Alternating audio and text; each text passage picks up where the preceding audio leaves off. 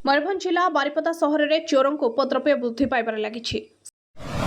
साधारण लोकों कथा छाड़ू एवं सुरक्षा बाहिनी जवान भी चोरों दाउरू रक्षा पाऊना।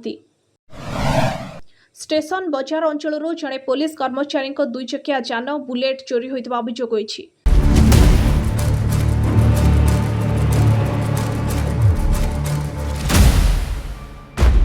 पंचम बाटालियन रे कार्यरत पुलिस कर्मचारी रतिकांत महांती बारिपदा स्टेशन बजार स्थित कन्वेंट स्कूल निकट निज भड़ा घर आगे रॉयल एनफिल्ड बुलेट गाड़ीटी रखिथिले। से जरूरीकालीन ड्यूटी जाइथिबा समय राति प्राय 2टा बेले अज्ञात दुर्बृत्त माने तांको गाड़ीटी चोरी कर नहीं।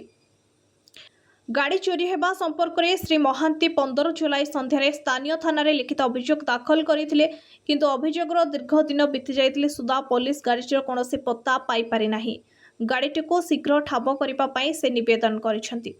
मयूरभंजरू जिला प्रतिनिधि शिवानंदक report Adyasha live news. Ratikant Mohanty मु स्टेशन बाजार कन्वेंट सामने गाड़ीटा रखी राति तो सेठू राति प्राय 2टा पाखापाखि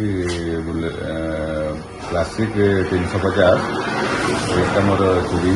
गाड़ी नंबर होची ओडी 11X 9710। आपण को कार्य जाइथिले?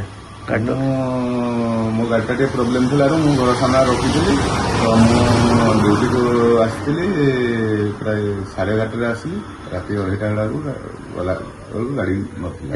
अभियोग देथिले थाना रे एफआईआर देइथिली 15 तारिख दिन संध्या देली 15/7।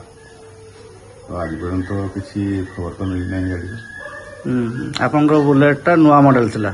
हां न्यू मॉडलटा क्लासिक 350 बीएससी नुआ कि गाड़ीटा खूब शीघ्र जमी मत मिल जाओ चैनल माध्यम गाड़ी फोटोटा देला आपको जब किसी खबर मिल।